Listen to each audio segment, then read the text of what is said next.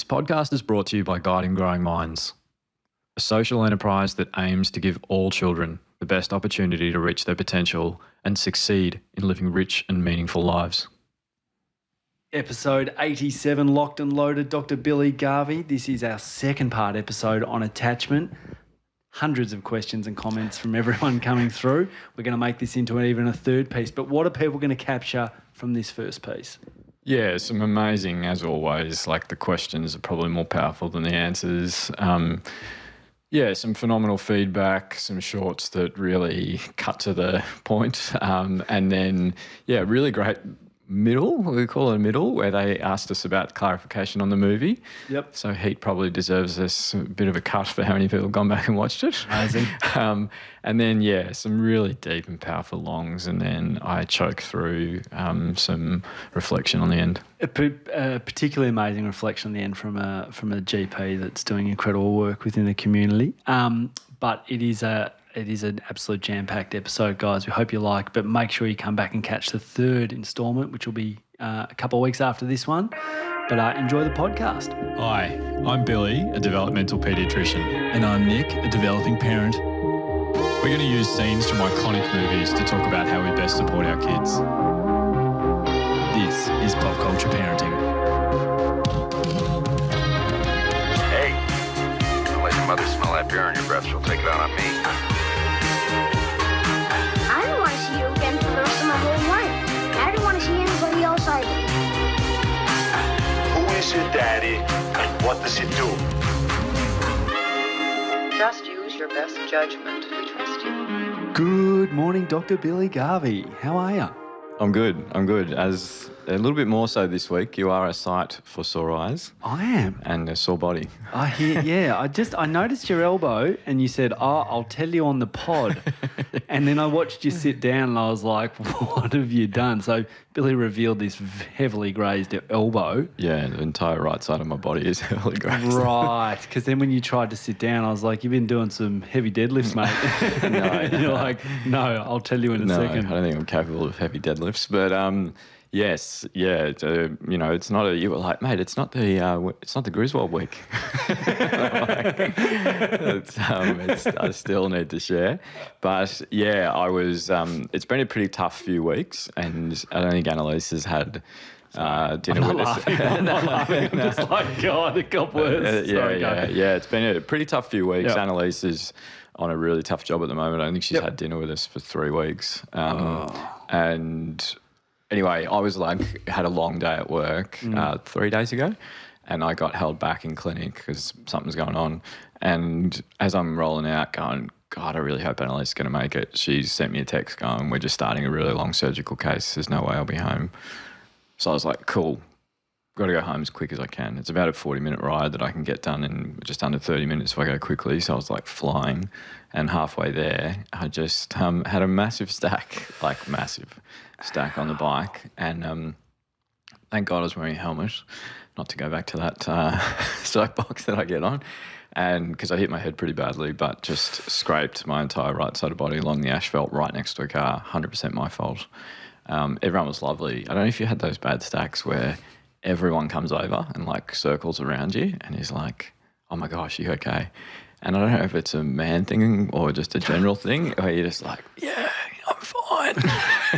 You're just like, I have to take 3 steps just to prove to everyone I'm okay and get them to walk away. So that's kind of what happened to me. And yeah, my first thought was, God, if I've broken something, Annalise is going to have a hard time doing work. But I didn't break anything, thankfully. But yeah, so it was nice. You might be pushing yourself a bit too hard at the moment. A bit of feedback. For what it's worth, you can always float me a text message to pick up children or alleviate people looking after your children. Yeah. It is incredibly simple. Yes, thank you, mate. I do work from home a lot, and I'm just saying. Yeah, totally. I'm just saying. Yeah. You don't need to rush. Yeah. I just have this thing, and maybe it's about attachment, where I just don't. I don't like pushing my problems onto other people, and it's our own kind of situation we put ourselves in. We're just literally gritting our teeth until Annalise finishes training, and we're going to talk about it. We're just doing as much as we can. Like, you should see our weekends. We fit into our weekends what most people would fit into a month, just because we're like, let's make this as rich as possible for the kids.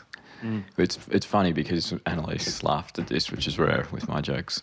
But we finally bit the bullet and we're like, we're never home. We're working so much, like we've got to buy one of those robot vacuums, and we got one of those robot vacuums. And the other day, it just like runs so much because of how messy the place is that I was like, I think if we left the door open, it'll go out the front door and go under a car. Just to be like, I'm done. This is not what I signed up for, because there's just dog hair everywhere and like it's wild. So yeah, but on a lighter note, the other thing to give a shout out to is that probably 12 months after I actually said it, we will be on YouTube and TikTok. Zing-a-ding-ding. Because the amazing AV1, and it's important to note that AV1 and Ivy Street are going to step up and take over the socials.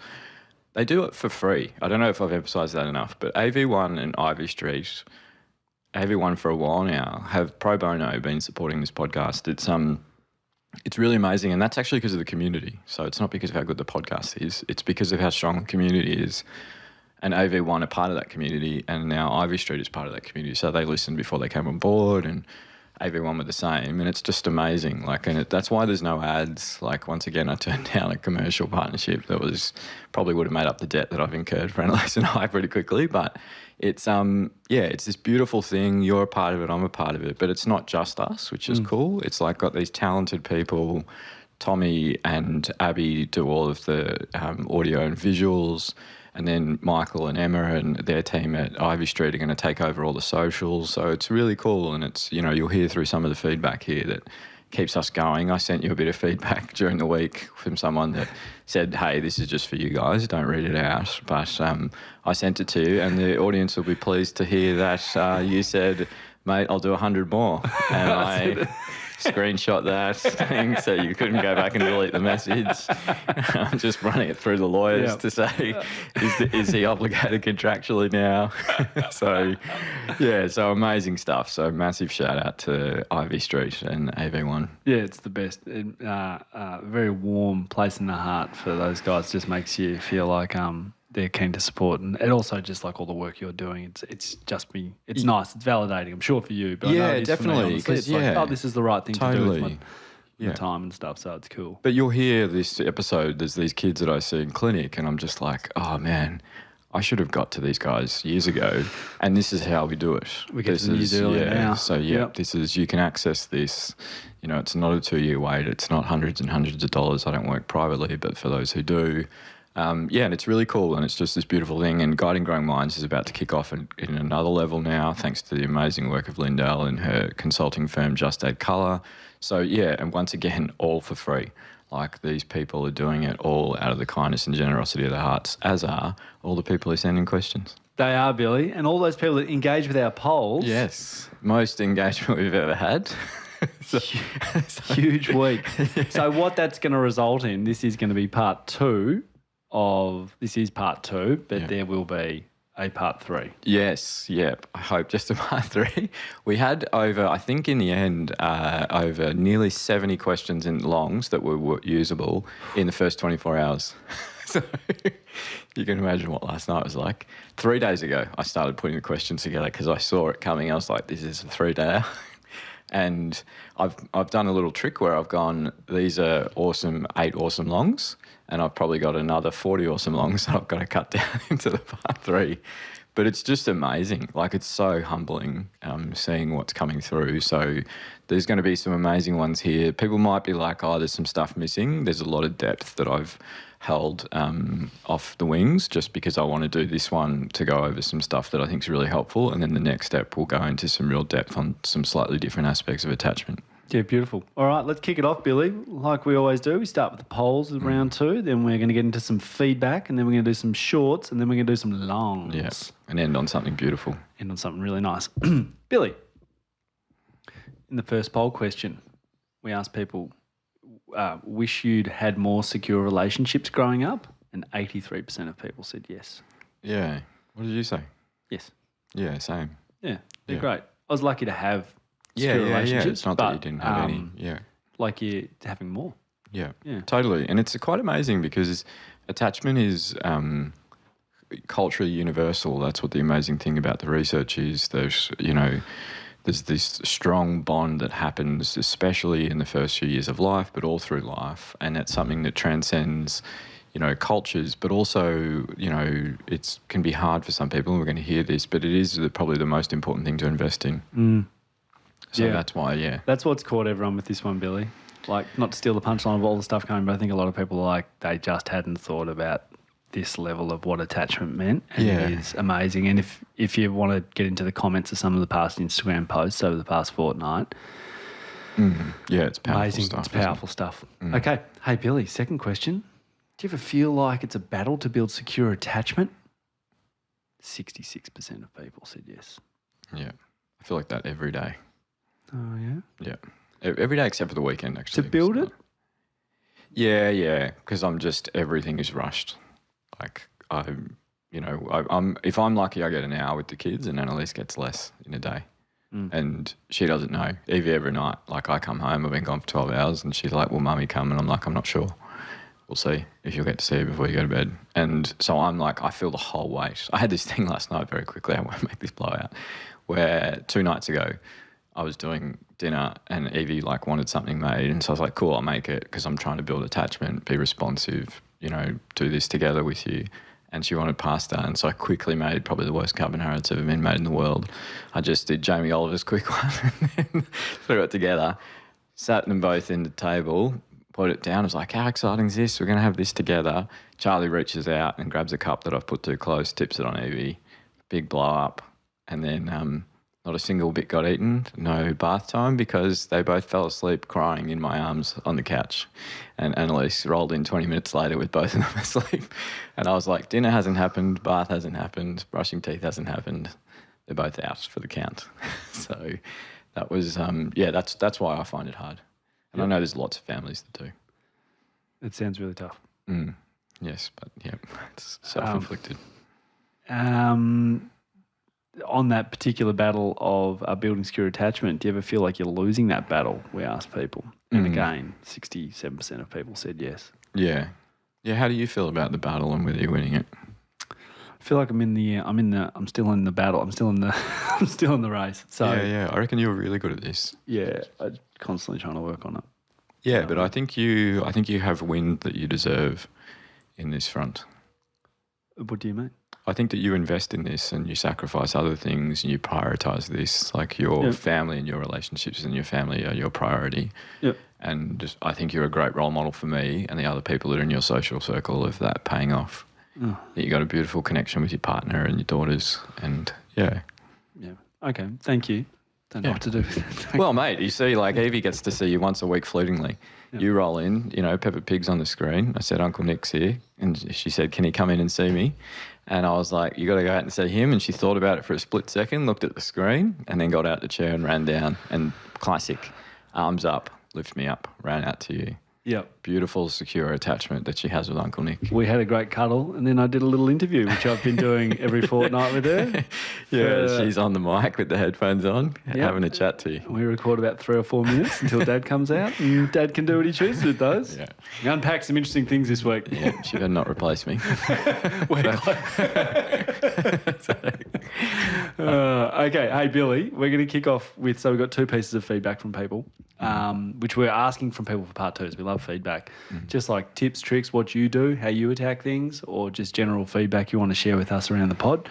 Really appreciate it. I'm going to read the first one and handball the next one to you to read out. Is that cool? Beautiful. Okay, here we go. Dear Billy and Nick, I'm a long-time listener but a first-time emailer. I've meant to send an email many times over, but life has always taken over. Better late than never.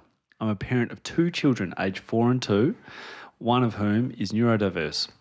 I'm also finishing my training in clinical psychology, and I'm currently on placement at a beautiful little primary school in a very disadvantaged area of western suburbs of Melbourne, which I love.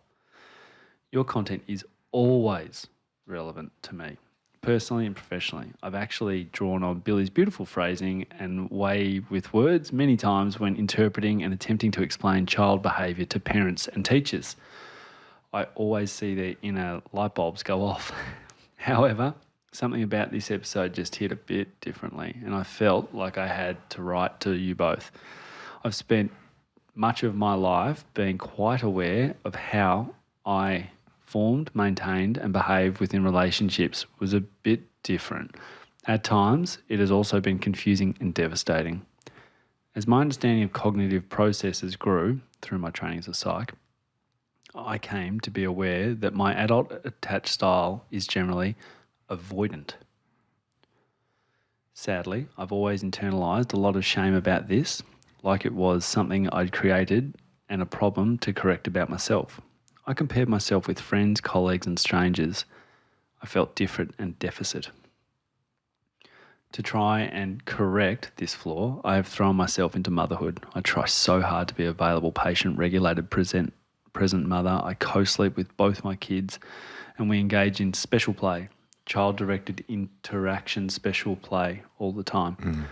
I've always dived into the work of Bowlby and Ainsworth to ensure my childhood experiences were not something my own children have to live. Anyway, lots of work, but not curing curing my unhealthy attachment behaviour. So I guess my point in this email is to say how incredibly powerful and emotional it was to hear Billy, someone I respect and admire very much, share that he did not perceive himself as a healthy style of attachment.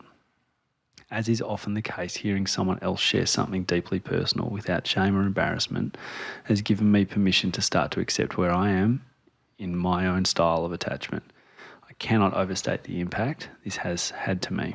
Thank you so much for the content you are both putting out there. It is so impactful on so many levels to so many of us in this community. Can't wait for your next step. Take care of yourselves. Yeah, amazing. So yeah, that's there because there's so many people that we know have listened to this episode, but the entire podcast that are out there like at the coalface working with kids. And I think a lot of us that do this are doing it, you know, because of our childhood experiences, kind of trying to heal those wounds ourselves, trying to make the journey better for others than it was for us. And that's a beautiful thing about everyone that listens to this podcast is they're just trying to get better at it. And you know, there's this beautiful thing, and I think you do this so well, of just being vulnerable and honest about it. And I think you can't manufacture that, and I think it's missing in some of the social media stuff. The Churchill Fellowship was about how do you put the evidence into a lot of the social media and communication that goes out there, but it's really important that honesty is there too, and not you know, performance. Yep. And I think that's, no one would ever accuse us of being performers. Not being good ones anyway. Yeah, so it's just, you know, I'm so humbled when I hear that professionals listen to it and find it helpful because... Oh, I love that. Yeah. Yesterday leaving the hospital, which I can't say which one, but one of the biggest in the world, I was cruising out and this amazing theatre nurse just came up and was like, hey, I just want to say the podcast is great. And I was like, oh, wow, that's really cool. Because I still walk around that place like a little kid. And I'm like, wow, I can't believe I work here. So it was really cool to experience that. So, massive shout out to all the professionals there. Now, I'm going to read out the next one, aren't I? I can hand it to you. I've got it here. Beautiful. I've got it. Yeah. You got it? So this is a nice one that goes back to, so we're getting some great feedback because it's the back catalogue's evergreen, so people can go back. Best part about it. Yeah. So, hey, superstars, just some feedback on how practically helpful your podcast is. My sensitive year 2 girl had her sports carnival today. She ran her little heart out and came second in a division and was clearly so proud, as are we. This is on a background of saying she felt scared and didn't want to do it weeks ago when the grading races started in sports class and at last year's carnival running down the racetrack crying in overwhelm. My husband took her to the school oval to practice on the weekend so she felt self-mastery. We amped her up lots by encouragement and positive talk and decorated her hair with faction colour ribbons. She went to school excited and confident but nervous. Thank you for your amazing work. Yeah, it's amazing. Yeah, that one. I was reading that earlier, and it's just that's you, mate. School's really different. School I'm learning. Didn't realise this. School is.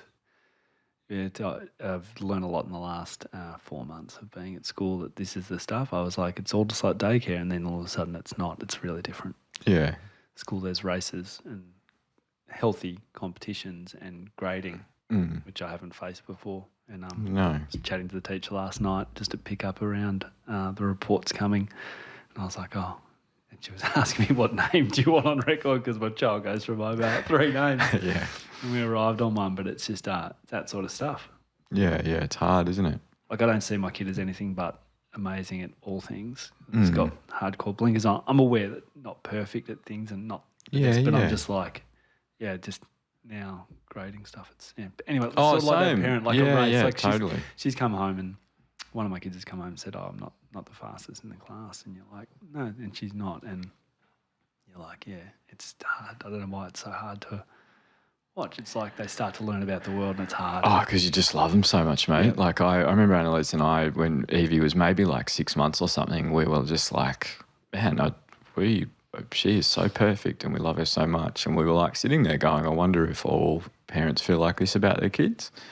And I was like, I hope they do. And I believe they do. Even parents that are drowning and maybe doing things that aren't, healthy and things like that. It's just, I've never adored anything as much as I do my kids. And then there's this vulnerability that comes on race days and drop-offs, and we're going to hear about that in more depth in some of the longs. So, but mate, I reckon you gave that to the PCP community, that beautiful like role play and just, around the game day. So, it's beautiful. It's real. Well done to those parents. God, haven't emoted this early in an episode before. Jeez, Billy, it's going to be a long one. All right, I'm going to punch out the shorts here, people. Billy, we've got some shorts coming your way. I think we've got less than normal, which is good. You've distilled. Yeah. Beautiful. Billy, do some kids need more time and effort in order to build a secure attachment than others? Yeah, definitely. Yeah. So we've got a long coming about the difference between temperament and attachment. But yes, sensitive kids will need more time. Kids that need it repaired and recovered will need more time. We're going to park some of the neurodiversity stuff until next episode, but there is, a vulnerability in the partnership in lots of kids, but it's not because you're failing at attachment as a parent. It's just that it takes more effort and time and energy to find the right match. And that's what it's about. Attachment's about being in tune with the other kid. And sometimes some kids are really easy to be in tune with, like Ronnie's like that. Do you know what I mean? And other kids who are more sensitive, like me as a kid, much, much harder. And that was why probably there was a big contribution to the insecure attachment that I had growing up and things like that, was a lot because of how sensitive my temperament was.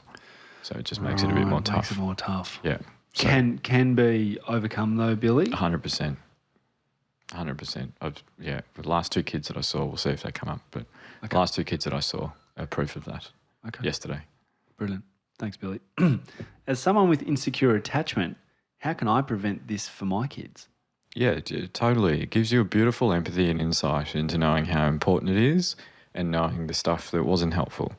The toughen up stuff, just get on with it. All that stuff is like threatens attachment, the kind of punishments, the harsh discipline, the I'm too busy, all that stuff. We're going to talk about that it's not about, you can never do that stuff. And there's the best short that we've ever had is coming at the end of these. That goes into detail about it. But yes, it just because you have a problem with attachment does not mean it's not a guarantee. And I actually don't think it's really an increased risk that you will, especially if you're listening to a podcast and trying to learn how to get better at it. Okay. Yeah. Billy, I've got a 3-year-old crying for mummy, but I'm right there comforting him. Any words I can use to help him? Yeah, so I've got a 2-parter to that. I'm here. We've talked about that a lot. A lot. You're safe, things like that, because that's what you're trying to prove. Say. I'm here. I'm here. You're safe. I'm here. The evidence around attachment is that one really big component of it is physical contact and touch as part of that comforting. And I think we get caught up, especially in older kids, being like, I need to say the right thing.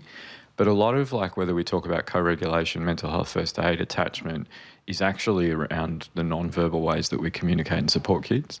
So that's like Evie's struggling, I get down to a level. Like she got really upset because the scooter wouldn't do the right thing the other day. So we go and say bye to the amazing person that looks after them every day, no matter how cold and rainy it is.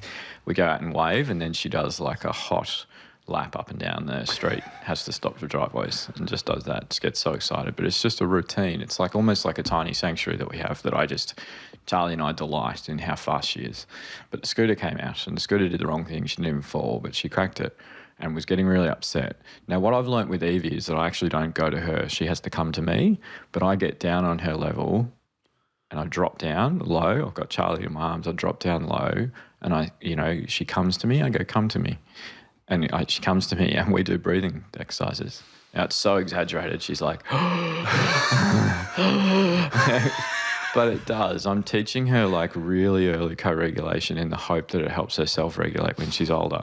But it's actually what I'm doing. It's the drop down. It's the calmness of my voice. It's my posture, all that stuff. So don't feel the pressure of like, I need to say the right thing. And just because a baby or an older kid is still crying doesn't mean that attachment and comforting is not working. So that's not the predictor of whether it's working or not. Because it may not work specifically in the moment, but you're teaching them something longer term and as sometimes kids who aren't crying or stop crying, it's not because there's healthy attachment. It's because they've lost faith in that support. So it's not a good metric of, they never cry anymore. So everything's fine, especially around things like drop-off and stuff. Okay. The other end of the parenting spectrum here, Billy, how do you know if a teenager has a secure attachment to you? Yeah, so this is really important. They see you as a sanctuary. They come to you. This is what you and I have talked about. What we want when our kids are adults is they still come to us. That's, I feel like, a shared priority that we have in parenting. Well, I'm doing it. Yeah, it's not like how much money they make. Teenager and beyond. That's I want them to come back to me and want to hang out with me. Yeah, so we earn that now, not the the day they leave the house as an adult. So yes, so that's really important. See you as a sanctuary, you delight in them, they enjoy that delight, they're more confident and courageous because of that delight that you have in them and confidence you have. A big part of attachment is, and we're going to talk about it in the longs, is not them coming to you as a safe haven. That's a big part of it. But another big part of it is that they explore more confidently because of the support and encouragement you give. The other thing is remembering with the two types we talked about, the ambivalent and avoidant. Ambivalent kids, and especially teenagers, will be quite clingy. What does ambivalent mean? So I'm not really sure about this attachment. Oh, not sure. Okay. So as in the teenager who's ambivalent in their attachment will be really clingy, really like, are you sure you love me? Like, and, always wanting self-assurance and reassurance around the strength of the connection and the attachment. And then the avoidant just withdraws. And that's a classic that I do. I just go, I'm not even going to have any faith in the relationships, and any sign that they're going to crumble, I'm gone. And you've talked about this, that's a predictable outcome and all that stuff, but those are signs of insecure attachment in teenagers. Self-esteem ties into this, but it's about relationships, not confident in relationships. See them as transactional, see them as fragile, see them as sinister, that person's out to get me, they're bullying me behind my back. All of that stuff is a sign of insecure attachment in teens.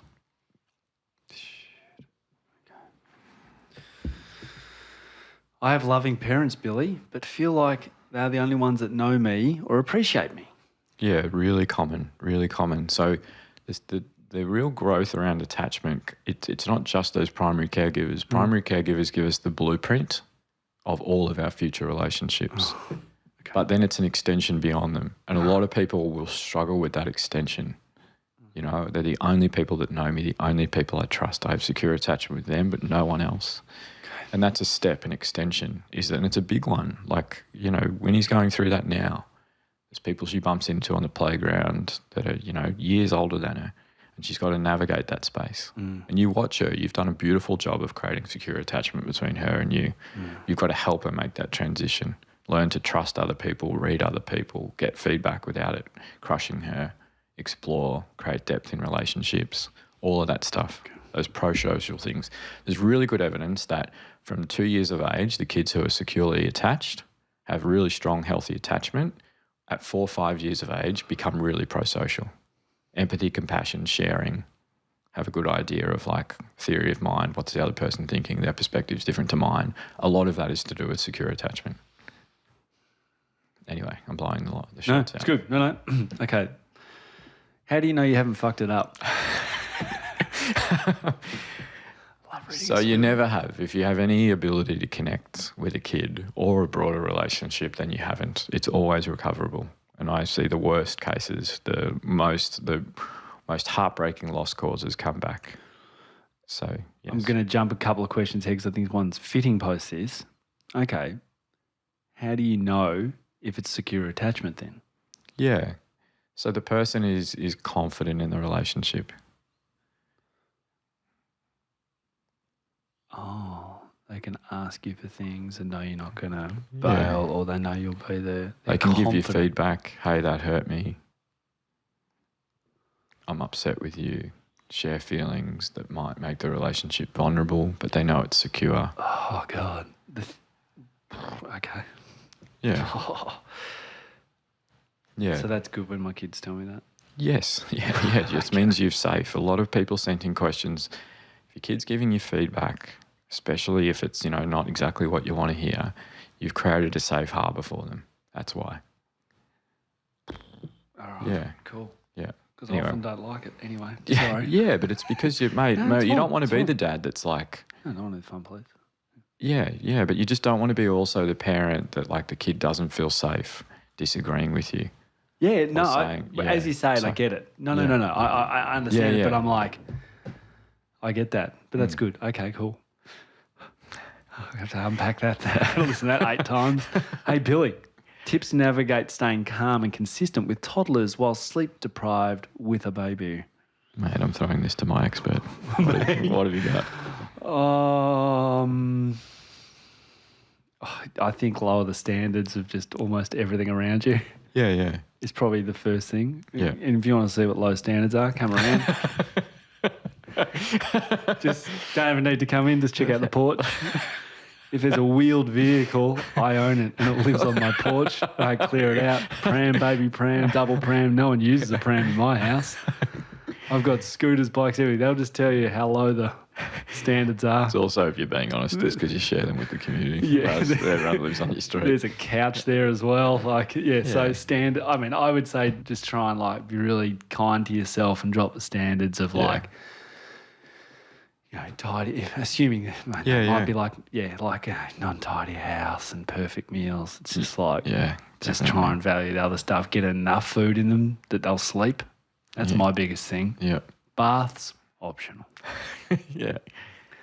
Nothing that a little, spit on the hanky can't fix up. You'll be fine, mate. Totally. Yeah, they're my such tips. an important message. Any good advice, Billy? No, you're right, mate. You're right. Like, increase your capacity by dropping your demand. Like, that's the important bit. So, that's a much better way of the practical application of it. You've covered this, but can you repair attachment in children? Yeah, definitely. I promise you can. And we'll hear through this one. Yeah, and maybe I'll just see if organically some of the kids I've seen in the last week come up. But we'll in the question responses you'll in cool. some of the longs because they relate to them. Cool. As a teacher, how to best support a student who don't have many or any secure attachments in their lives? So you can, as we've talked about probably somewhere back in the past, one of the protective factors for a kid in their developmental and mental health journey is non-parental adults take a genuine interest in them. I see this. There's teachers in every single school that go above and beyond to be genuinely interested in the kids that are a part of that community. It is the most important thing that teachers do, especially the vulnerable kids. I still remember that heartbreaking one that I told that I think we both teared up. I can't remember what episode it was about the research I did about 10 years ago where the principal was looking after the girl and the dad wrote the sports betting on the thing. Punting. Yeah, so it's got to be genuine. I do this with every single kid I meet. I am genuinely interested in them. It's not a performance. I'm just I can't believe I get paid to meet these kids that have waited 2 years to see me. The referral, I saw one yesterday and he was I was reading the thing, I was like, oh my God, if I'm being honest, I was a little bit has seen all these other people and is really violent and hostile and aggressive. And in my mind, I was building him up as this terrifying, he's in primary school. And I 6'8" primary schooler. And I was like, oh man, people have refused to see him and all this stuff because of how violent he is. And I was like, oh man, is there anything in the room he can break? What's it going to be like in here? He's coming down the corridor and he's this tiny, gorgeous kid. And I'm just like, hey mate, how you going? And he just sat there, like sat next to me, and I just had this beautiful conversation with him about like video games and the stuff he likes and all that stuff for 10, 15 minutes. And it was funny because I was sitting there going, God, Mum's probably like thinking, hey, get to the stuff that we're here for. But then when we did, she was more comfortable. Like, You can't go into detail. How do you round that corner? So I can see you sitting there having a chat about video games, and then do you just sort of drop in a bit I say the same thing every single time. I've read the referral, but you tell me how I can help. Kid or parent? Parent. After I've connected with the kid, after I've heard good stuff, built rapport with them, all of that stuff. So pretty much 15 times a day. I've read the referral, but tell me how I can help. Okay. Referral was written 2 years ago. Like, do you know what I mean? Things have changed. So yeah, exactly. But gorgeous, gorgeous kid. Do you know what? Like, this is the short, so I apologise. Do you know what that kid said to me? And he has insecure attachment, and I'll tell you how I know. He's telling me, I said, what are you good at? And he said, soccer, footy. He said, boxing. And I said, oh, boxing, because he's young. So I was like, oh, that's a bit unusual. So I was like, do you have a coach? And he's like, this kid's like 9. He's like, I don't need a coach. I'm that good.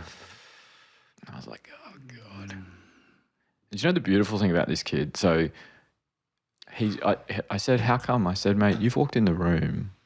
You're happy to see me. You lit up. You asked how I was going. You were really polite. I've just had 10 minutes talking to you about fun stuff.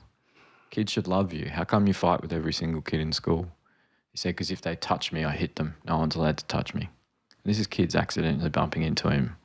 He's watched horrific violence perpetrated to his mum through his entire childhood.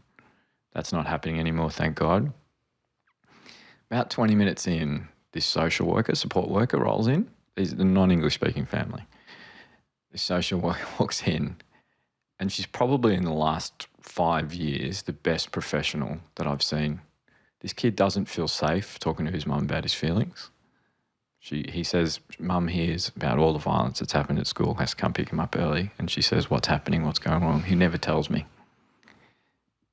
Tells this woman, the support worker, and she's amazing. I had this like highlight of my month where as they were leaving, she was the last out the door, and I just tapped the social worker on the shoulder. I was like, hey, you're amazing. And she's like, so are you. And I was like, Jesus, if you think I'm doing the right job, then I must be.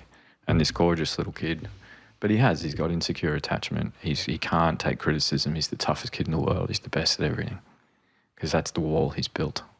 And the only person that can get through it is this social worker. They do like a homework club where he goes and does it with her.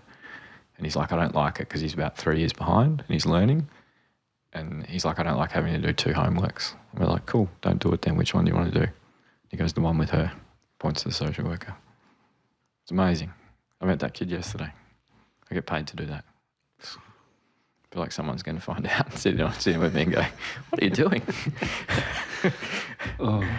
Yeah, amazing, gorgeous kid. But in my mind, I was scared of him before I met him.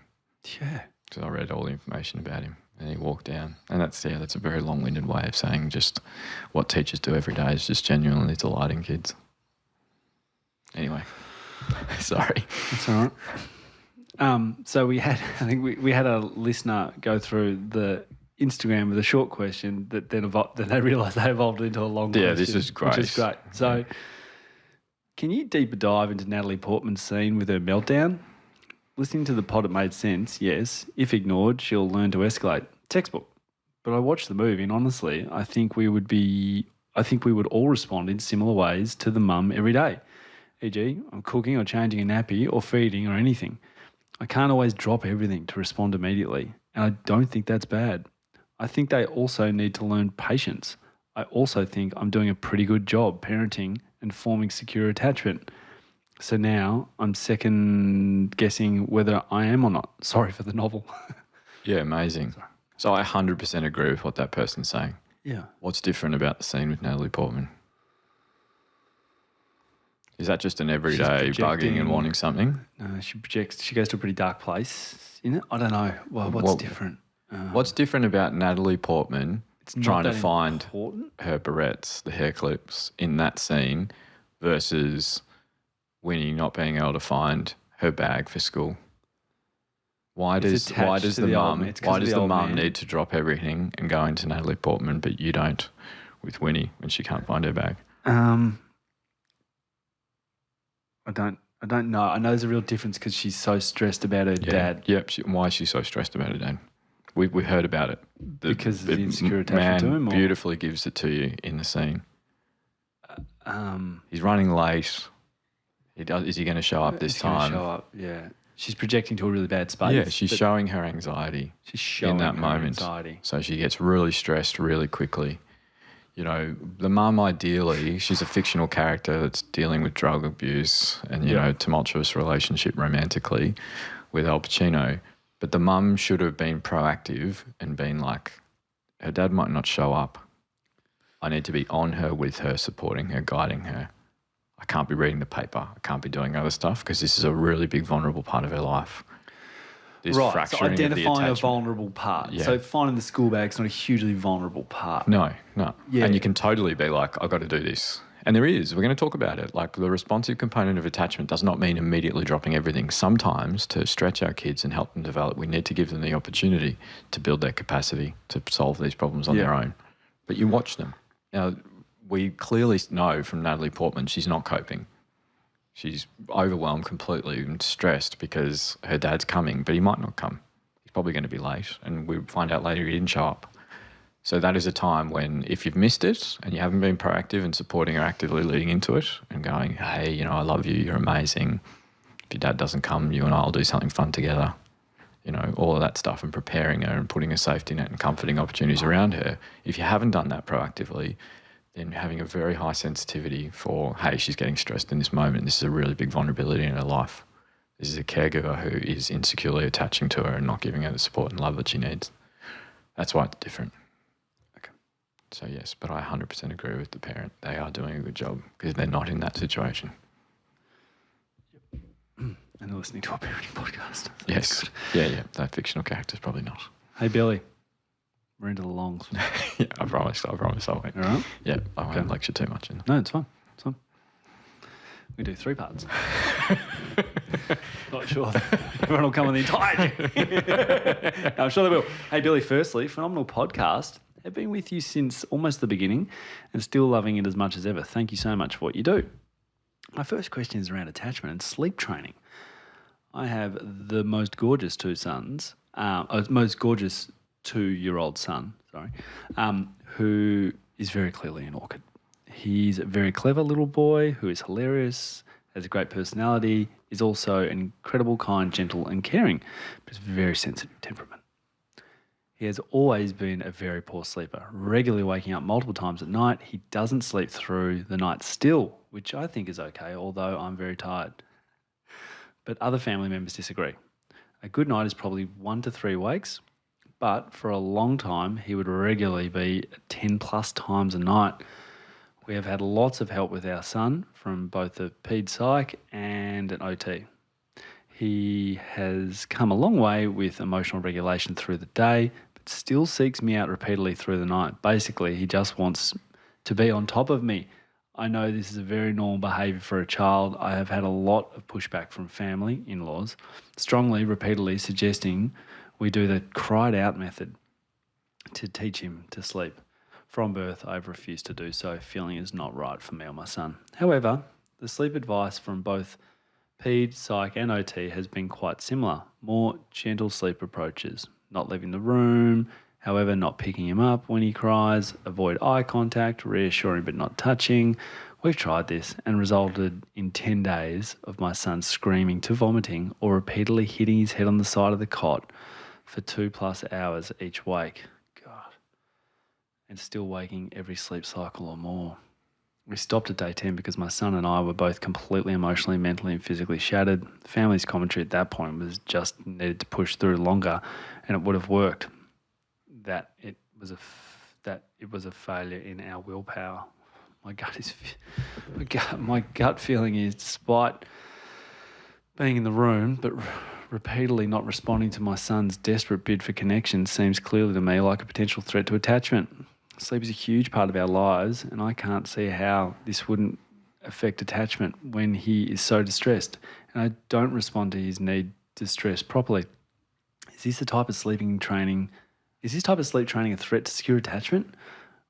We have resorted back to bed sharing, the only way we have found calm around sleep time.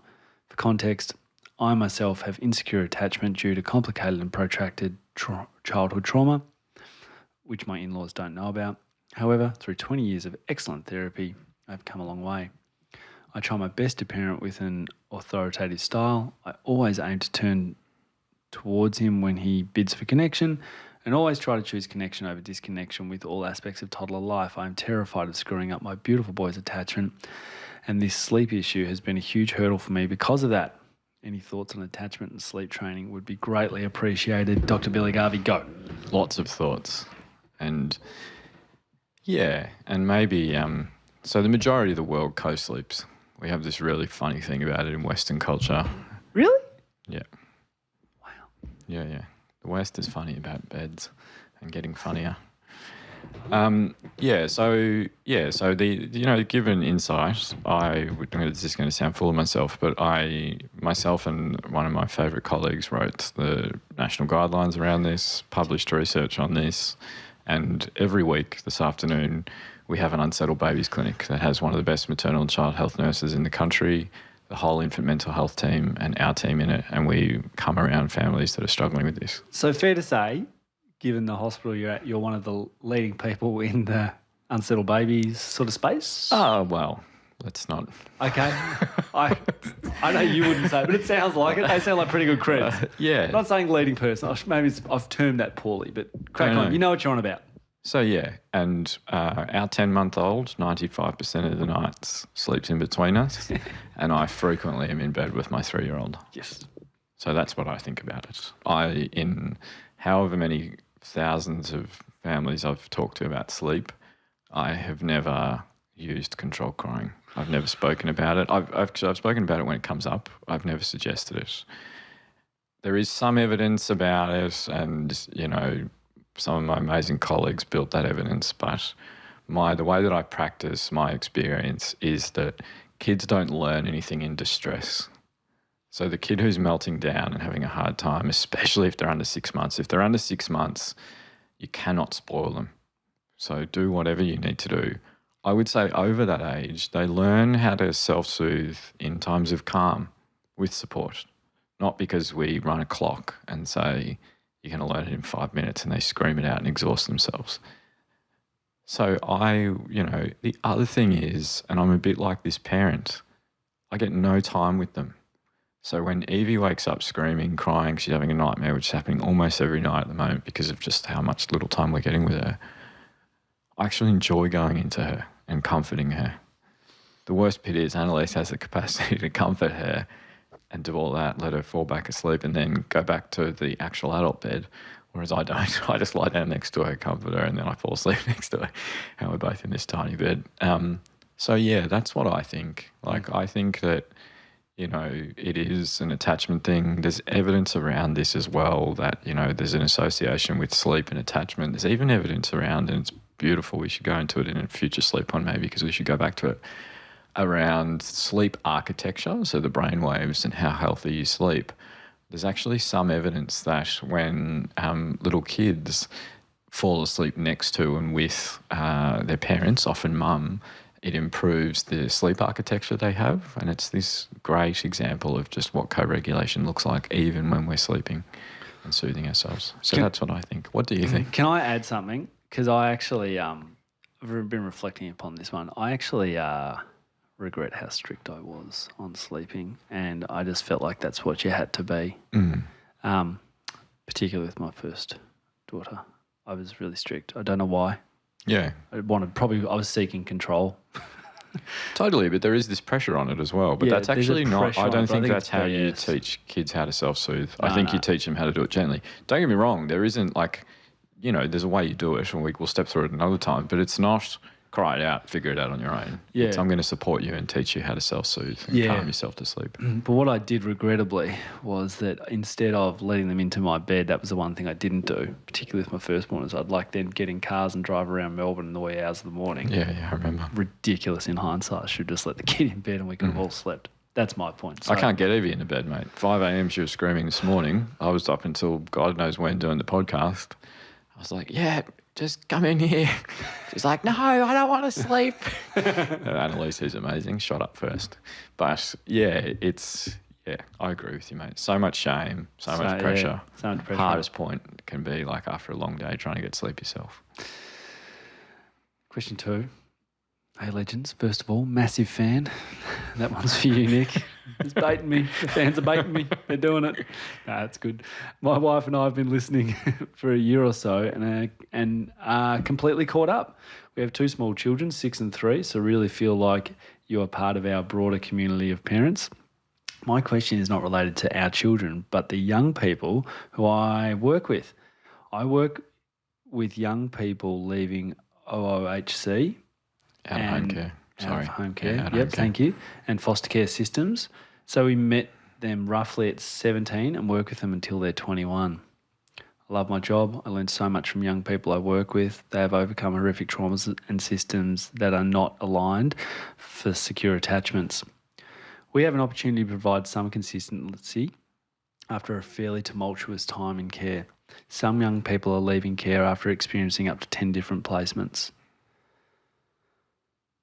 The result of all this instability is complex trauma issues and really insecure attachment. Young people living in risky situations, domestic violence relationships, and living in fight, flight, or freeze mode. You mentioned that secure attachment can still be formed later in developmental stages. What advice would you give to a frontline worker who have opportunities to work with young people leaving care systems and have opportunities to work continuously for 4 years? In saying this, we work with the most resilient people I've ever met. Just recently, a young lady I work with left a violent relationship, reconnected with her birth mother and secured employment. She's an absolute warrior and more courageous than any person I have met. Anyway, just thought I would throw in another perspective. As you know, accessing paediatric support is very challenging. Thanks, legends. Appreciate the wisdom and laughs and genuinely love the show. It has positively improved how I parent, connect with my partner when parenting, and made me a much better worker. Cannot thank you enough. I hadn't thought about this cohort of kids before today, Billy. Yeah, second last kid I saw yesterday has just come home to mum on the weekend after 2 years in out of home care because of how antisocial and violent and aggressive he is. I feel like it's my catchphrase now, but he's a gorgeous kid. I've known him for a while, so I was pumped to see him, and he knows that I enjoy seeing him. There's a trick that we do. It's not a trick. That's a terrible word to use for it. There is a helping tactic that we use in forming partnerships called self-disclosure, where you appropriately, and I always go too far with this, you share your own challenges. And me and this kid have a very similar upbringing and background. He is way smarter than me, though. He's really smart. And he's got such a logical mind that the strength is actually a weakness in him because he's so logical about everything. He processes everything. And we speak about it. It's his defense mechanism. He's spent so much time in therapy because of all of the trauma he's had that he processes everything. Every time I saw him with his mum yesterday, and his mum was like, yeah, it's good you're home, but, you got upset about the meal I cooked. And he's like, well, yeah, because I was thinking about, for a balanced diet, it needs to have this, this, and this. And his mum's just in the room getting furious at him. He's been home for 4 days. And I was like, and I watched him going off, and I watched it going, I was like, it's cool, they're safe here, let's see what happens. And I could see him, his eyes squinted a bit. He took a deep breath and he went, yeah, okay, I know why you're saying that. And you're struggling to move past that. This is him. It's a teenager. To the mother. Yeah. It's truth. And then it was beautiful because he and I spoke about it. He's a teenager, so I spoke to him a fair bit on his own in that appointment. And he spoke about, we went through, before his mum left, I was like, who are the secure factors? Who are the, safe, secure people in your life? Because I was thinking about attachment so much because I was writing this out. And he named 3 people. and they're all support workers or therapists that he has. It's people that are paid to him. But he's still right. They are, because they've journeyed with him. They've been predictable, all that stuff. And his mum said, what about me? He goes, you're only 50% of the time are you safe and predictable. And she's like, yeah, but 100% of the time I love you and support you. And he's like, yeah, but 50% of the time you're helpful and here for me. I just left it because I didn't want to open up in front of them. I said, what about mates? No mates. Doesn't have a single friend. He's such a nice guy that he often, when he talks about stuff, he's like, I hope this doesn't bring up stuff for you in your childhood, because he knows it makes He says that to you. me. Yeah, How old is he? He's 15. So, and he's like, and he will say things like, what you've done is amazing. I even said to him, I was like, he's like, oh, I won't be able to go to uni and all that stuff. I was like, mate, you're way more capable than I am. And he's like, I don't say that. And I'm like, he's amazing. And I'm like, yeah. Hey, mate, I need to be doing more than you are in this room. Anyway, his mum left, and I was like, how's it being home? He's like, it's really hard.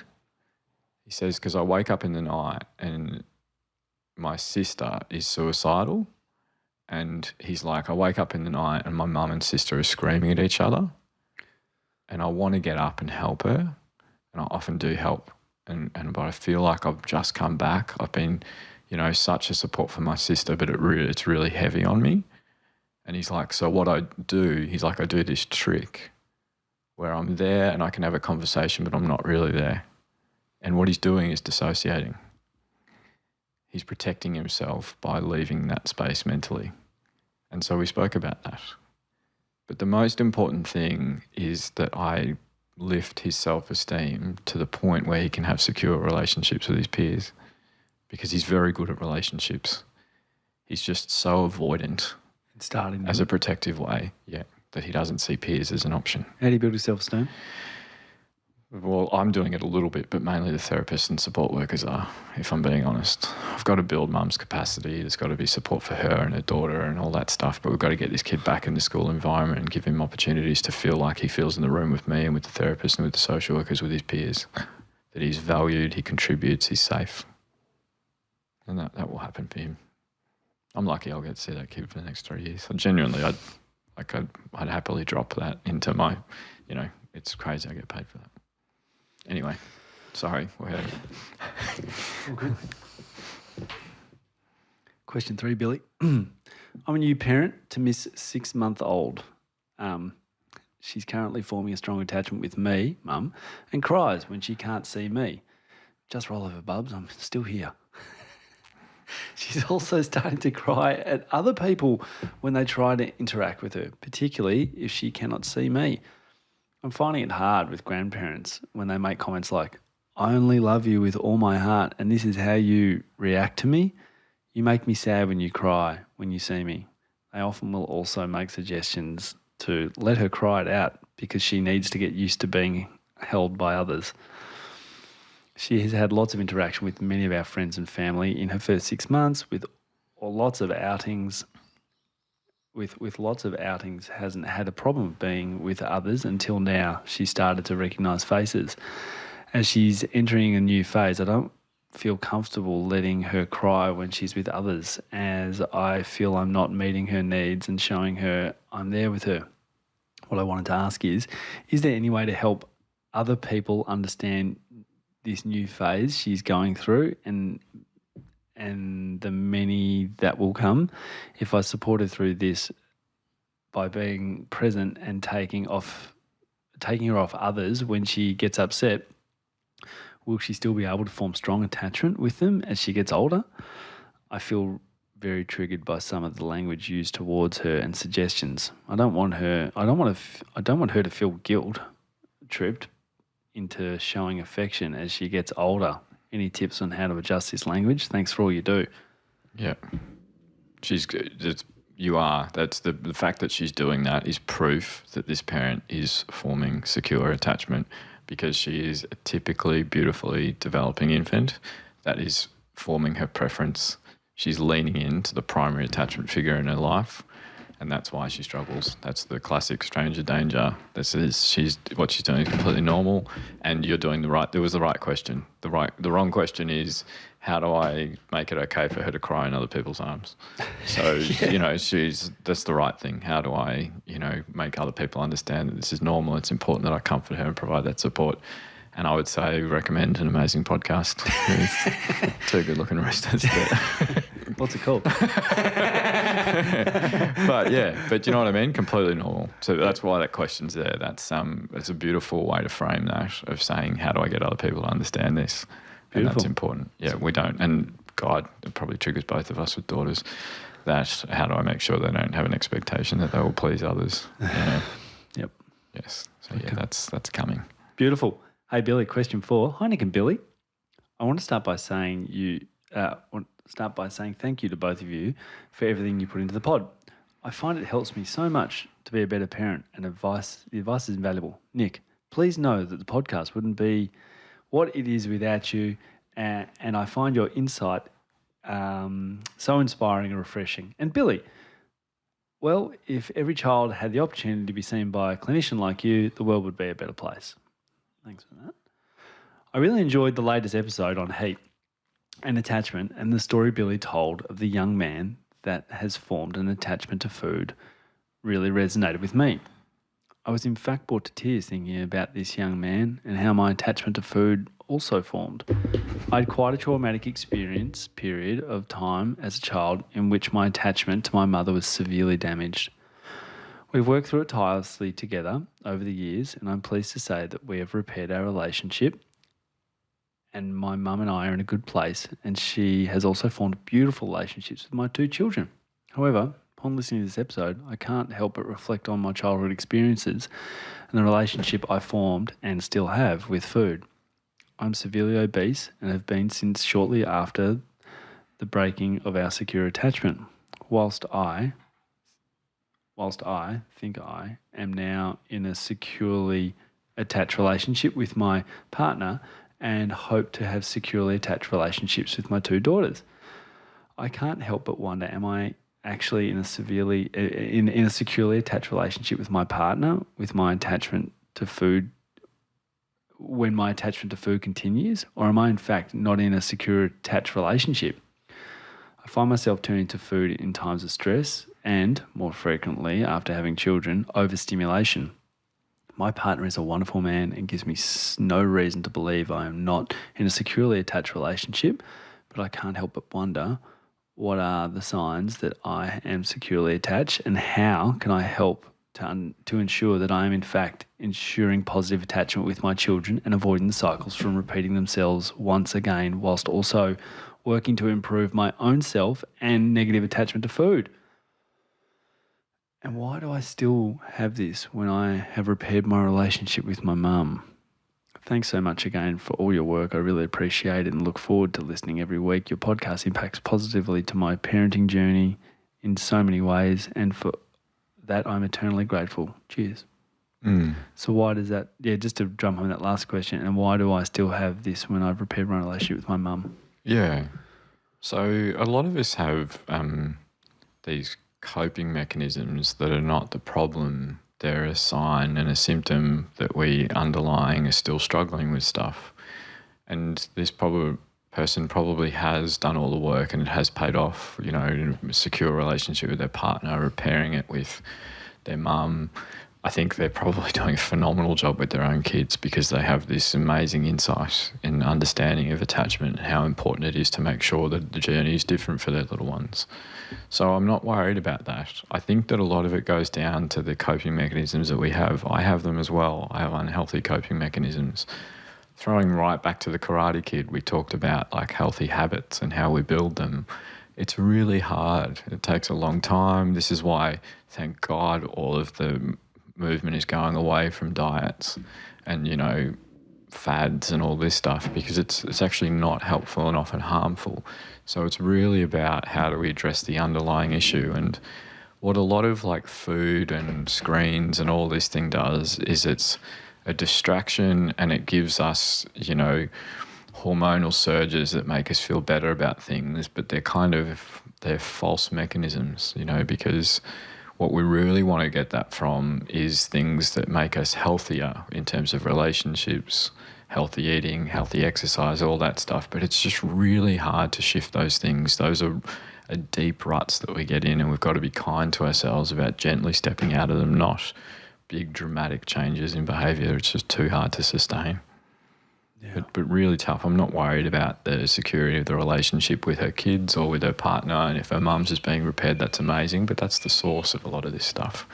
But it's just to continue to keep being kind to themselves and get the support that they need to keep overcoming that. But I face similar stuff in a different way every day as well. Yep. I don't know if you have your things, but I definitely have my things. Yeah, I've had my things, and yeah. And you can probably, if you think about it, you can look at a week and go, how much I did those things is probably a metric of... I've actually started having to delete like my social apps at the start of each day. And I don't do it every day. I'll be one day a week where I'm just like, what have I just done with my day? And I'll just like go, I've got to delete that.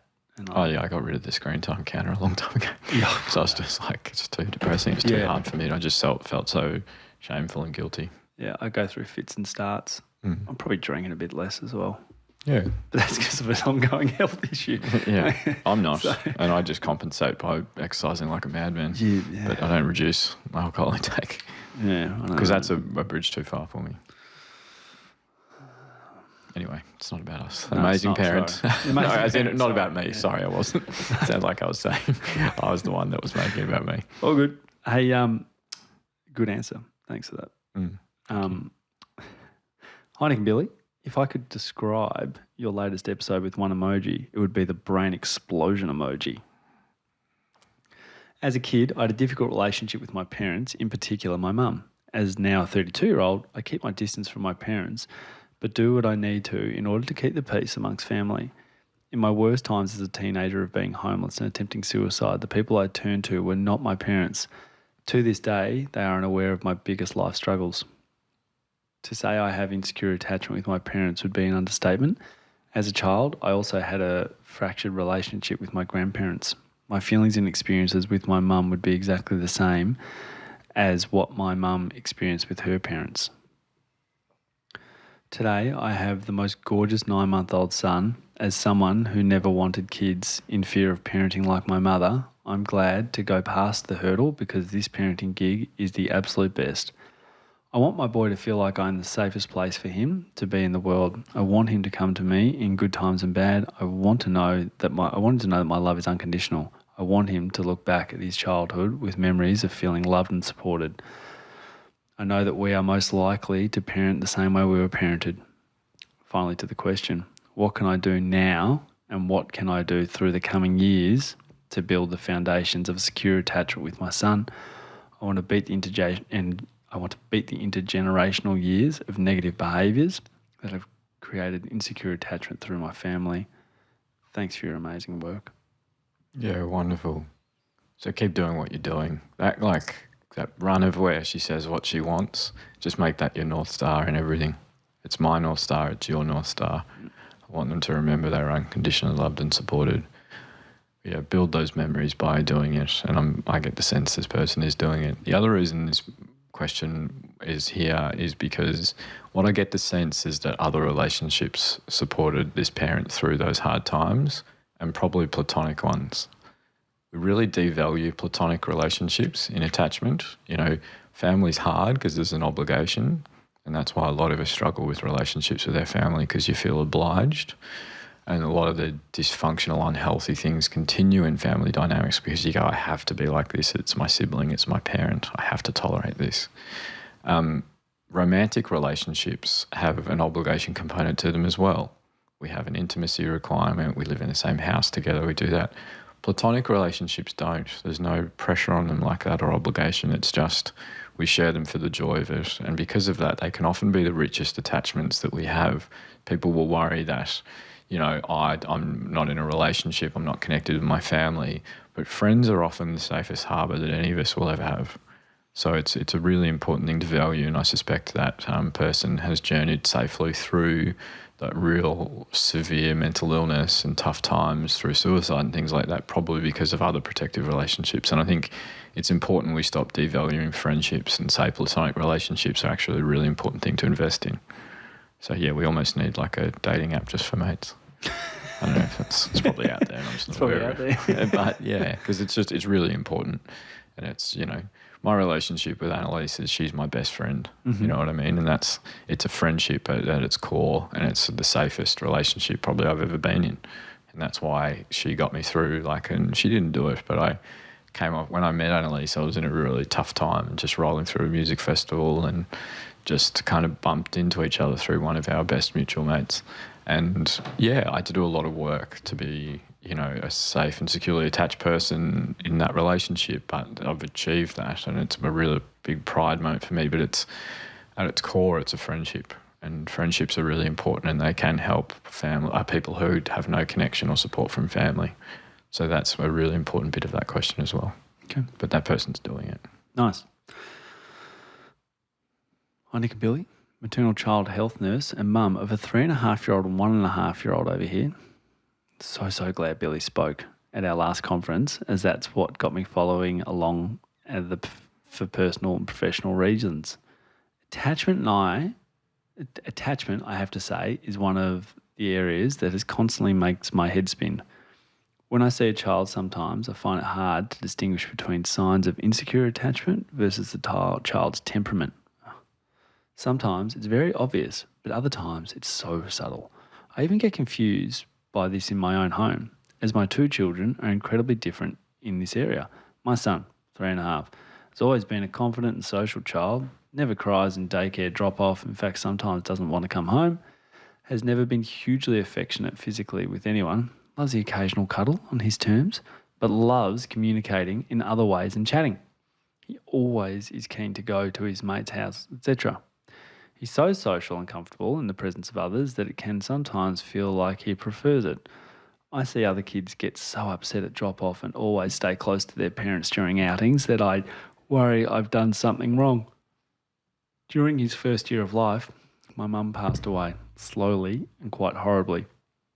She was hospitalised for many months, and as it was during COVID, he could never come with me to visit her, as only I was allowed.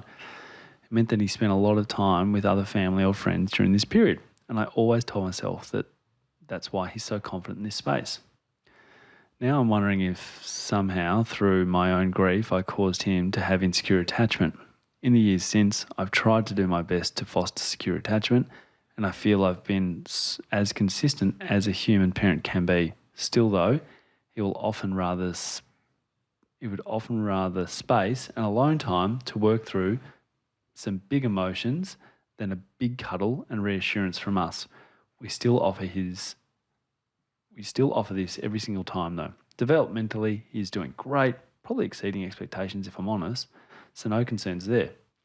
What made me analyse all of this further is that his sister, now 1.5, is very physically affectionate, displays much more typical signs of secure attachment.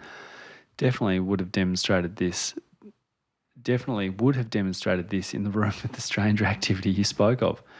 I feel I may be venting a bit here, but I suppose I'm looking for help to identifying what can just be a social and outgoing temperament versus insecure attachment.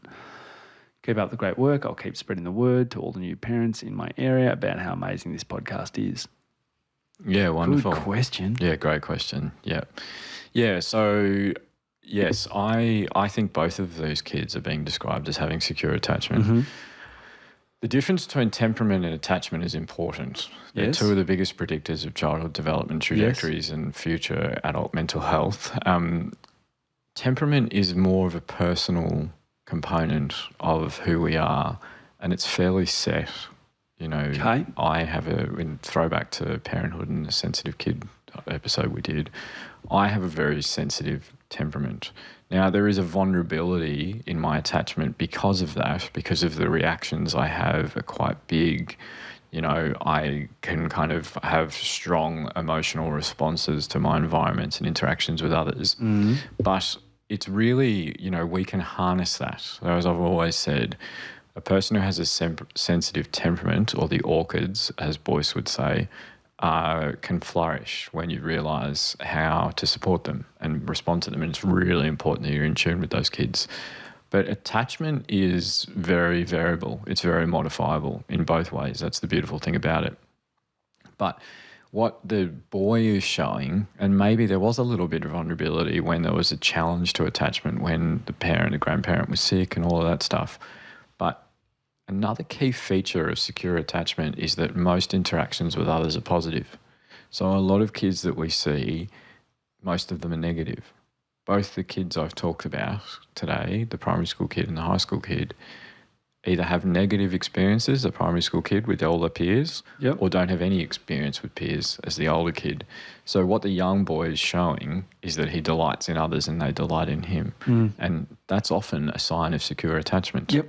The example of Evie, not me not going to her, she has to come to me. If I go to her, she runs. We've got to tailor it. The boy, is less kind of physically affectionate and everything in how he gets soothed. The girl, the younger sister, loves all of that stuff. So it's not because a child, loves cuddles, so it shows secure attachment. It's that they benefit from the support of others and the interaction of others. They succeed more and explore more because of the delight in others and the encouragement of others, mainly primary caregivers, but then others as well. And that extends beyond toddlerhood, which is why this boy is doing it. The girl is still in that stage where primary caregivers are the main reinforcer of that, and she's got a different temperament that means that she's more kind of intimate and close contact and all that stuff. So, yeah, I think both of those are showing that. It's an important distinction between the two, and a really good important distinction between two different temperaments in two siblings that are both showing signs of secure attachment. Okay. Does that make sense? Yep, makes sense. But we will. I've parked the difficult drop-offs, I think, for the next follow-up. Okay, cool. Okay, Dr. Billy, question 7. Hi, Dr. Billy and Nick. I'm a single parent of 3-year-old boys and a NICU nurse, so your podcast is valuable to me. Babies who are only 500 grams and not yet breathing on their own are already benefiting from the combined wisdom and teachings, because I can't help but relay everything you tell me to the parents sitting scared and worried in skin to skin with their tiny babies, wondering aloud how they can help their fragile loves. I pass on all the important teachings I've learnt from you. I'm often envious of their positions. They get to go into parenting already armed with your podcast. Lucky babes and parents. Anyway, I've always been very keen and aware of attachment theory, and I have done my very best to have secure attachments to my 3 beautiful boys. I've been attentive to their needs from birth. I've showered them with words of love, but also followed up with being present and attentive. I've played games, taken them to parks, listened to long stories, told long stories, offered cuddles and kisses, sat for hours in kangaroo care when they were babies, provided encouragement when they were trying new things, picked them up when they're physically and emotionally or spiritually hurt. I apologise. I celebrate them. There are many moments that I have missed and could have done better, but I'm confident that I'm hitting the mark 70% of the time. My goal was to never yell, and although I have not been successful, it's always my goal. I've never smacked them. The problem is, all 3 act like they have insecure attachment. My oldest is 12, is depressed and anxious. He's self-harmed and is suicidal. My second is anxious and lashes out and pushes me, and his siblings button so hard you might think he actually hates us. Button up so hard. And my third is only 4 and already showing signs of anxiety. All 3 boys sleep with me in bed and have since birth. I always loved it, and I've even told myself that co-sleeping is another way of building secure attachment. However, now the 2 oldest are desperate to leave my room, so I have set them up a bedroom for both of them. They have awesome beds and sheets and posters, and loved in special trinkets to decorate, and loved to just put special trinkets to decorate the bedrooms. However, they can't sleep in them. My 12-year-old tries every couple of months, and sometimes will do 2 nights in a row and then come back to my room. He won't try again for 2 months or more. My middle son, 10 years old, won't even start the night in his room. When we talk about it, they both just say they are scared. Sometimes they can't articulate further than that. Sometimes it's worries such as burglars or monsters. Just to note, we live in a beautiful area and we have never been robbed or even know anyone that has. Where am I going wrong? Why do they have such tricky mental health issues and why can't I get them in their own rooms? Is it due to poor attachment or indeed too attached? What an amazing advocate for the podcast to be like, just sharing it with new parents. So yeah, that's very humbling for us. Firstly, before we get into the depth of it, do you know what kangaroo care is? No, what's that? Mate, you should be their ambassador. What's kangaroo care? It's the importance of skin to skin early on in Bub's life. And so, yeah, because I know baby cuddles is one of your favourite things. Oh, the best. So, yeah, and there is evidence that builds strong attachment. So it's great that this professional is in that space supporting that and advocating for that. That's why there's a risk, not a certainty, but a risk of insecure attachment in bubs that are like whisked off and don't get a lot of contact or time with their parents. And we've got some amazing ones. An amazing question that I'll probably include coming up for the next reflection episode on attachment about that. So, yeah, there's, what a tough time it must be for this parent. But probably the most important bit of my answer is affirming that you have created a very safe harbour from an attachment perspective for your kids. Kids who are having emotional difficulties with anxiety and lashing out, externalising behaviours, is often a sign that the environment and the relationships they're in are safe. Okay. As we've talked about, the avoidant is the more worrying. That's what the evidence would show us in terms of predicting mental illness, where they withdraw. They don't see relationships and attachment figures as a place to express their needs. So these kids are probably all feeling very safe at home, and that's evident by the sleeping setup. The bit about attachment is that just because you have secure attachment doesn't guarantee you won't have mental illness, and just because you have insecure attachment doesn't guarantee you will. What this parent is experiencing is probably maybe even the youngest child is sitting within clinical range of anxiety. Now, they're doing the phenomenal part in attachment of creating a safe harbour. This parent's knocking that out of the park. The bit about attachment that is sometimes harder to do and harder to think about is how do I make sure they confidently explore the world? And these kids are struggling with that in their sleep, in their anxiety, their fears and worries are overwhelming them. Self-harm and suicide is something that we are seeing, unfortunately, increasingly in the community, which, the podcast probably needs to go back to that, but the mental health, first aid and developmental trauma episodes are really helpful, as well as co-regulation and a few others. But yeah, this is the bit that can be trickier with, for especially attentive parents like this, is how do I let them explore the world safely and securely and increase their abilities and stretch? And these kids are a little bit stuck there. And probably, I think as clinicians and professionals in this space, we are the most vulnerable to not seeking help with others. And I'm like that. I should probably be seeing a therapist, tell myself I don't have time, I should make time. But we are not great at reaching out for help from other professionals. And this parent sounds like they're doing an amazing job, but I would seek help not because the kids need to sleep in their own rooms, but just because, they might need to be functioning a little bit better than they are and exploring their world a little bit more confidently. And that part can be hard in attachment. I think it's probably easier for us. We've got little kids that you can watch them and you go, cool, they're stuck on me. How about we go and play with how about we go and play pass the parcel together at the party? It gets harder when they're teenagers because so much of it happens out of our sight and out of our support. You're experiencing this now. Winnie's at school without you a lot of the time. You don't have visibility on her. You can't scaffold support. All of that stuff is hard. Yep. Teenagers, it gets even harder. But yeah, this parent is, doing an amazing job at one big component of attachment. And, you don't need to invest more time and energy into the safe harbour. What you probably would think about is, and maybe getting some external support on this, is how do I help them confidently and successfully, go out and explore the world and be courageous, novelty, new things, feel confident, in their ability to engage with others, do all those things. That's the bit that can be hard. What might some of those examples sort of be?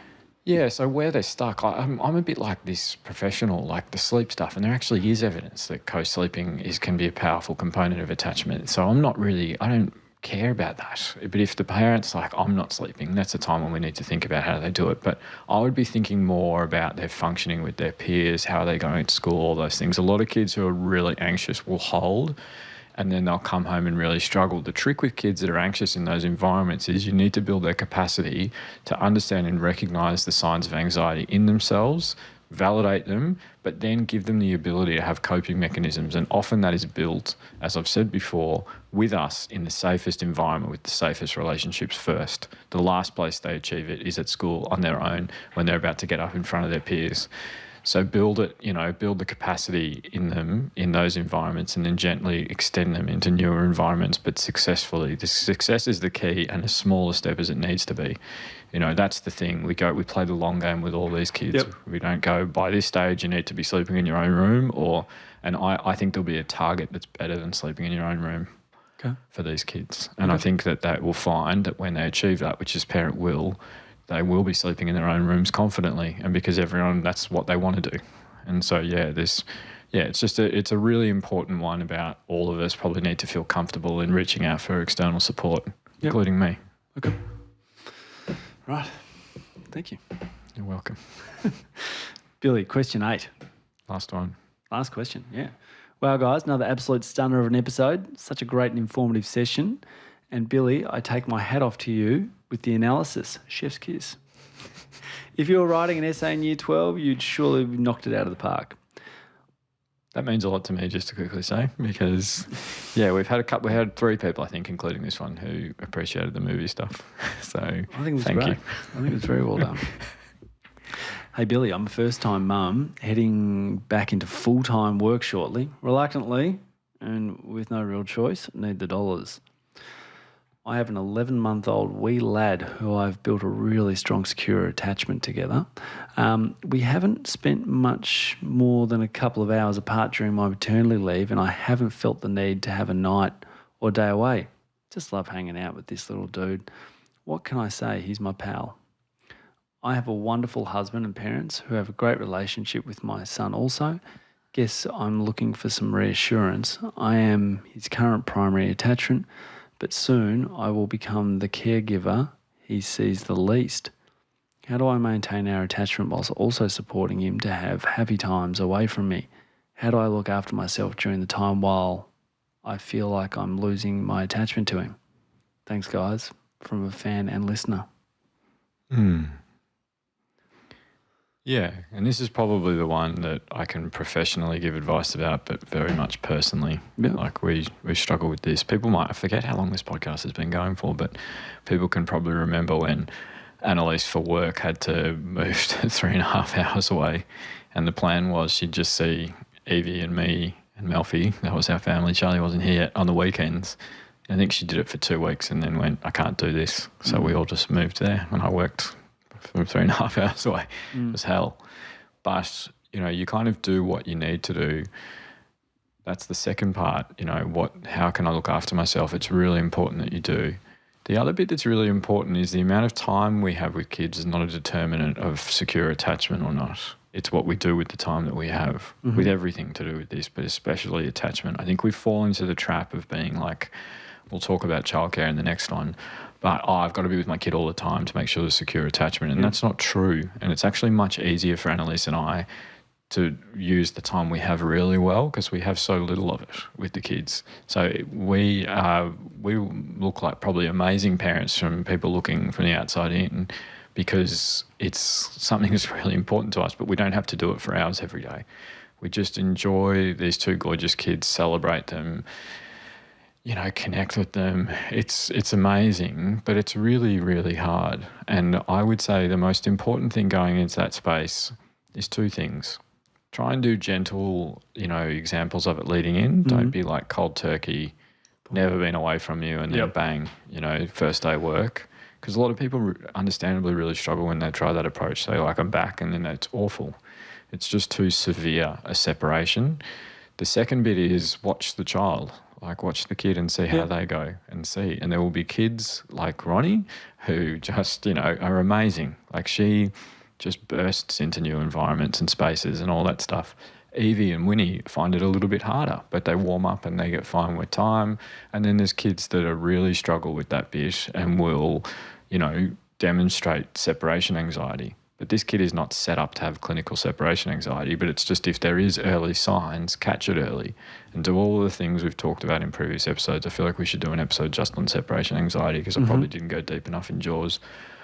But yeah, just watch the kid, watch the kid, protect your own mental health, protect your relationship. And it's the richness of the time that we have with kids, not how much time we have with kids. It's responsive, attentive, caring, predictable. Those are the key ingredients of healthy, secure attachment. And the responsive bit is really important because a lot of us have a predetermined way of what comforting, loving parenting looks like, but that might not fit the kid. Like I have to back off a bit because I'm constantly wanting to cuddle and kiss Evie. And she's like, it's a bit of a joke that she's like, no. But I also have to realise that that's more me than her. Do you know what I mean? Yep. And it's a bit with the co-sleeping.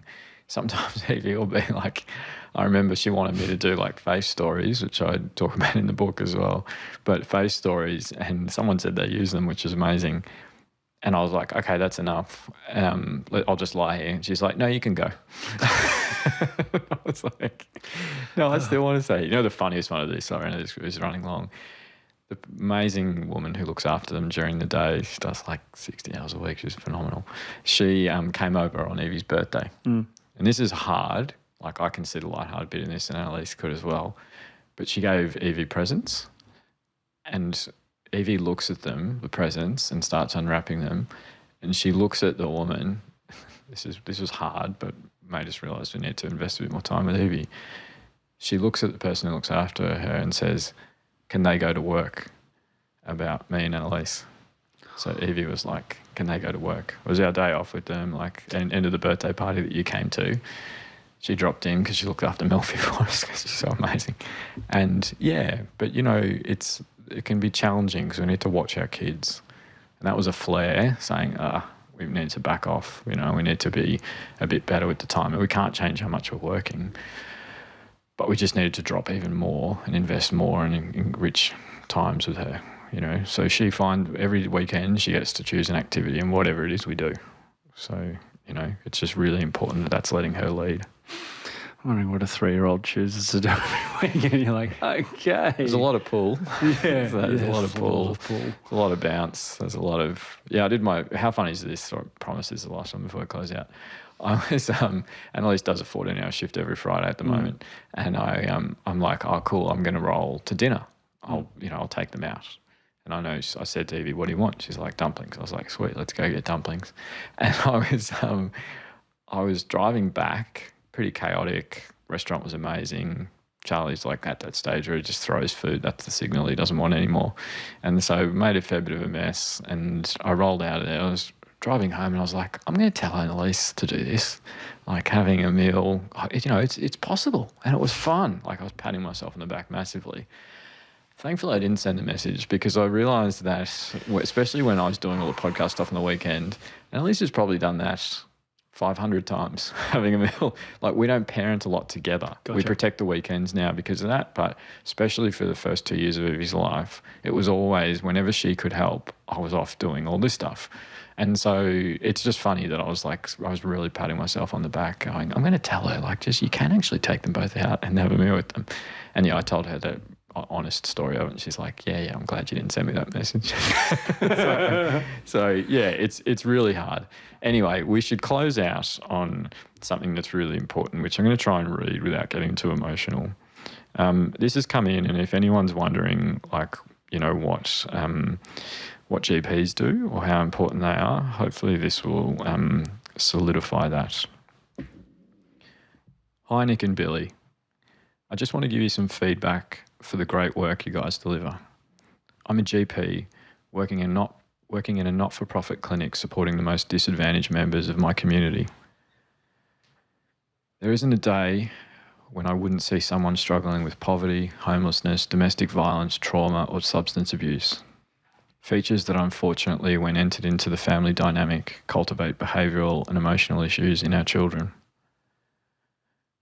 My job puts me in a privileged position of meeting people in all stages of life.